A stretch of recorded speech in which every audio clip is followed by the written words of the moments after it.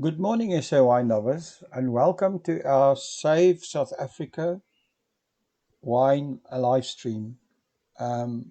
It's weekend, it's Friday, so happy Friday to all of you, as the Americans love to say. I hope everyone has a wonderful Friday and a wonderful weekend. And we today we're looking at firstly at our 1660 campaign. Our 1660 campaign is a campaign where we are featuring one producer a day for the next 60 days. We started on the 30th of August, and this carries on until the 28th of October. And our featured producer for today is Blacksmith Wines. These are naturally handcrafted wines from the Swartland, and to get more idea of what Blacksmith Wines do, go to instagram.com/ the Blacksmith Wines. A very interesting winery, and please support them. Also, if you can go to our website, www.SaveSAwine.co.za, you'll also see we have a producer calendar, SaveSAwine.co.za /1660. And then if you can go to our Instagram and leave a comment there, that would be great as well. That's instagram.com/SaveSAwine.co.za. Just want to repeat, our featured producer for the day is the Blacksmith Wines, and they are on Instagram, instagram.com/the Blacksmith Wines. So please support these guys, and use these hashtags when you share this post. Hashtag 1660, hashtag SaveSAwine, and hashtag Drink South African. Like I said, it's weekend, and I think this weekend everybody should be focusing on getting people to the Winelands. Unfortunately, we still have alcohol sales by the wineries on weekends. I just saw a post by Peter Pence in our group where from Network 24, where there's an appeal to the government for allowing wine sales at the wineries on weekends, and Peter is rightly saying that wineries are reliant on weekend sales. So we need to keep the pressure on in our group. We need to keep on lobbying. So please invite every single person you can find to join our group. Let's visit the winelands. Let's support our wineries. As we know, wineries and winelands tourism has lost more than 2.5 billion rand since March this year in tourism revenue. Um, Also from our side, we've done quite a bit of promotion, and a great way for you to get exposure for your wine, your restaurant, your accommodation, your winelands experience, or your winelands business is to use one of our premium service offerings. We realize that times are tough, and to give a helping hand to our winelands businesses, we've decided to give away every business that sends us an email at visitthewinelands@gmail.com a 500 Rand credit to kickstart your summer promotion. Just go to visitthewinelands@gmail.com and you'll get a 500 Rand gift card to use in our digital promotion shop. And this will give you a nice kickstart on getting your promotion for summer done or started. Our featured podcast for this morning is with Lisa Loves Wines, Lisa Fontenau. I interviewed her a while ago, and she's a tour operator, and she will show you around in the winelands.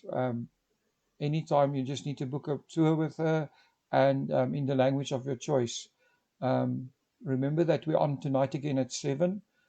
But for now, firstly, I'm going to play the explainer video, telling you a little bit more about Lisa Loves Wines. Again, if you're a winery and you want to get one of these explainer videos, they are available. Just contact us at visitthewinelands@gmail.com. And if you want to be on our podcasts are free. Just let us know you want to be interviewed, at visitthewinelands@gmail.com. But now, without wasting further time, listen to the podcast with Lisa.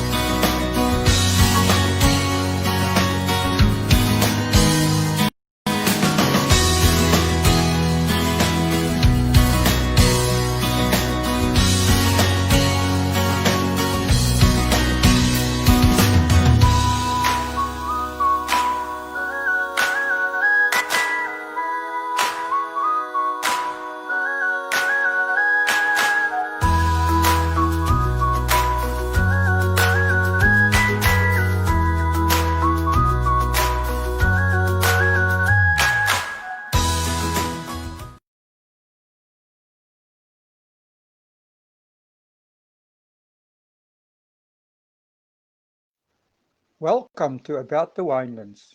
In this show, we will be chatting to leaders, influencers, wine producers, restaurants, and other role players. Tune in every Wednesday, Friday, and Sunday for your latest episodes. You will find us on YouTube, Facebook, Instagram TV, Spotify, Apple Podcast, and Google Podcast.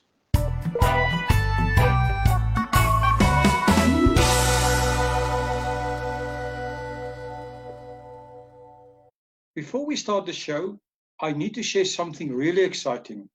It's called the About the Winelands pop-up. And if you want to get your customers excited about your lockdown or online specials, you need to email us right now.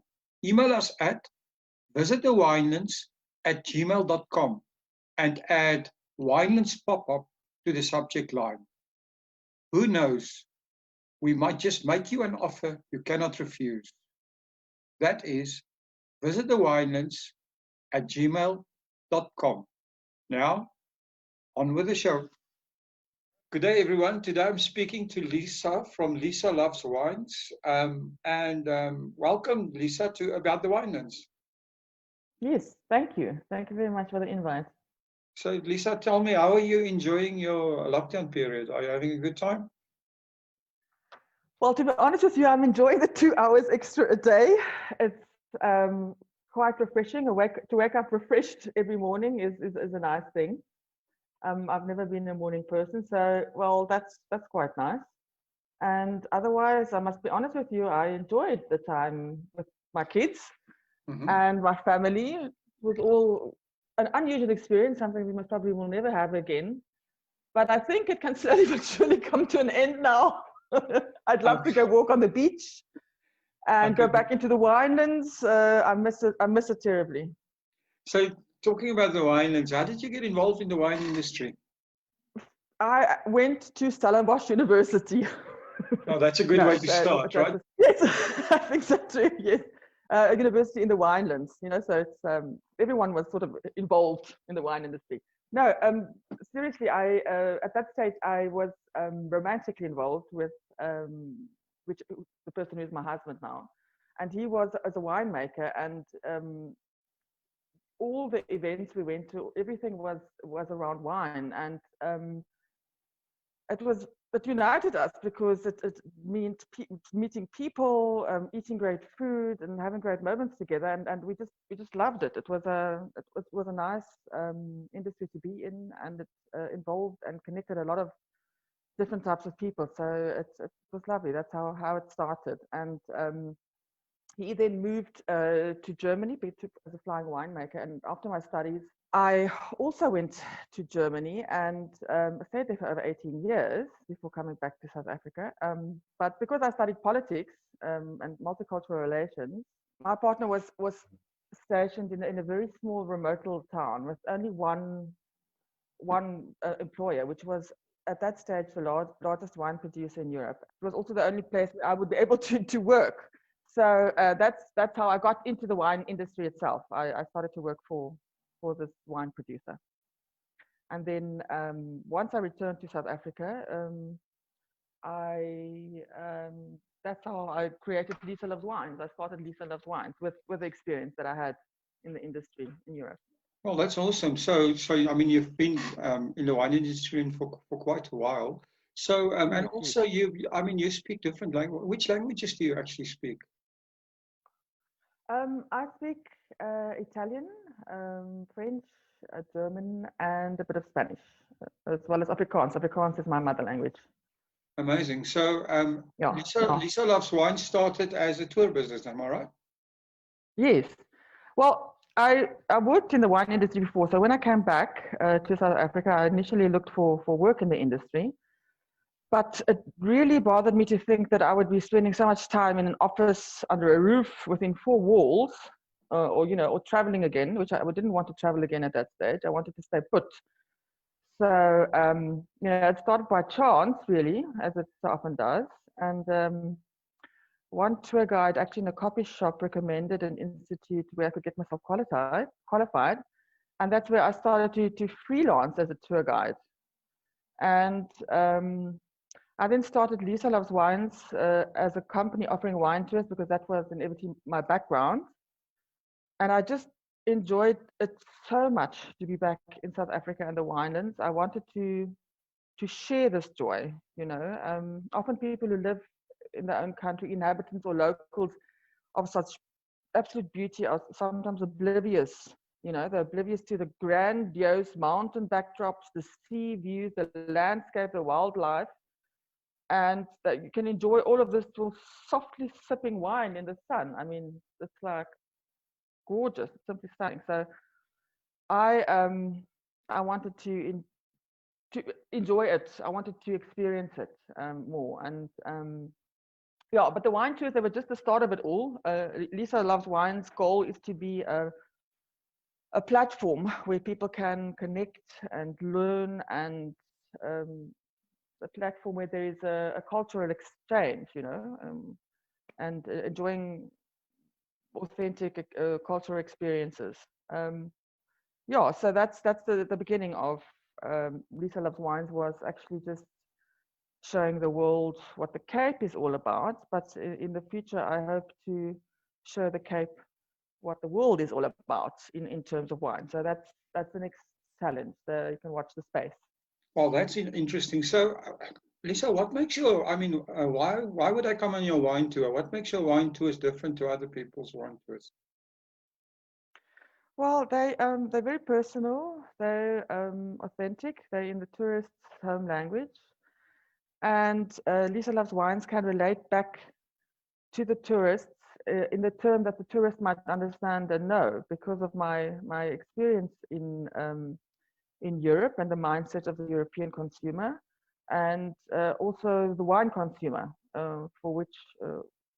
in which I worked, in the milieu in which I worked, and as a brand manager and in marketing and sales. So it's a different type of tour if you can relate back to where the tourist comes from. No. Well, that's interesting. So, are you currently, when people come on the tour, do you personally take them on the tour? Yeah. Yes, at this stage I do it personally. Well, at the moment not because of the virus. Funnily enough, the virus is, well, my industry is wine and tourism, and both of them are pretty much kaput now in lockdown. But when I do tours, I do it personally. It's all hands on, and yes, what people appreciate is the knowledge of wines.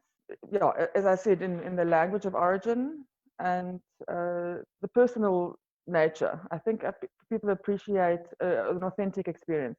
And I also visit wineries that not one of the mill wineries, smaller wineries, or just unknown wineries.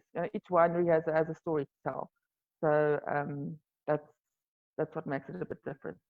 Well, that's very nice. I mean, that's our aim Hello? is to tell the story of the wine. Yeah. Yeah. I quickly want to share something exciting. I have heard via the grapevine that the Fishwives Club will be launching a new lifestyle club soon. If you have not heard of the Fishwives Club yet, just know that you are probably missing out on the sexiest wine label out there. To stay in the loop, please quickly go and follow them on Instagram. The Instagram handle is at the Fishwives Club Lifestyle. Let me repeat that. At the Fishwives Club Lifestyle. Now, on with the show. So, Lisa, in terms of any other services you offer or you're Yes, planning to yes. offer, can you expand on that now, or are you going to keep it a secret to a later date? It's a little bit, well, it's a little bit fresh, Okay. but I'm super excited about it. It's so I'm going to reveal it. I would like to offer a platform for other wines, for people in Cape Town who are interested in wines. I find that there's a lack of accessible European and other world wines in South Africa, and I would like that that will be my next project, because I'm literally sitting at the source of a whole network of producers in the world that offer wonderful value for money and are unknown. And I think the South African wine connoisseur is appreciative enough of good quality wines that do not need to be a brand or a well-known brand or wine. I think South African palates are evolved enough to be able to appreciate lesser known, good value for money wines. And I would like to import these and offer a platform not only to taste the wines, but to experience them as a cultural offering, with food, and still want to see how it develops with maybe, for example, if you do sherry, then you might have uh, a flamenco player, or you do sort of a pop-up system where you, for 1 month, you showcase sherry and the region sherry and the culture of sherry, the food of Jerez, and the next month you do the south of France, but with brands that you might not know, and are still great value for money.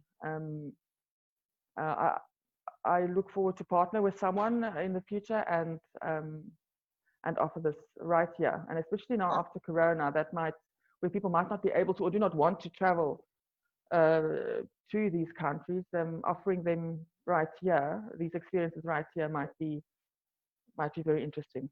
I just wanted to ask you about that. I mean, I think it's a fantastic idea, and I wondered if you're planning collaboration with some local partners or even other producers locally. That I think personally that for somebody here in South Africa to appreciate their own produce and our own wines, we need to expand our horizons and taste other stuff as well. So yeah, I think that is absolutely a fantastic idea. Absolutely, absolutely. Yeah. I have no with other individuals, yes, but not with wineries at this stage. No. Okay, that's because interesting. I would be strictly speaking not a competition to them, but it would also be interest. Well, funnily enough, the winemakers in the region, all the people, the producers in the region, they all import wines from all over the world to be able to benchmark their own products. Of Because course, that's the yes. one thing that's missing in South Africa, is that we have everything, in European countries, or in Germany, where I lived before, you have everything on offer. You have every country on offer, and the countries compete with one another on the shelf. Whereas here, we only have, generally speaking, South African wines, and um, I think people are open to new tastes and new backgrounds and new cultures. And it's just a question um, of getting the right entry point, because there's a misconception that overseas wines are extremely expensive, but that is in fact because it's always the brands that we see, and not necessarily the plain run-of-the-mill wines that are excellent quality and good value for money. And this is what I would like to showcase. Well, that's amazing. So, Lisa, as a wine tour guide, and also with your business, Lisa Love Wines, and your presence online, you're becoming an influencer in the wine industry. So, if a wine producer or a wine estate is sitting there and thinking, I want to get more people to me, how do they get your attention? What do they need to do? There's so easy, all producers are unique. They all offer a story to tell, and I enjoy hearing all of them. My main media platform is Instagram at the moment. I just enjoy the simplicity of pictures, videos, and a few words. And this is the thing that I particularly, as with people, wineries, producers, each winery or producer has a specific angle and a specific story to tell. And I think that I'm quite good at finding that story and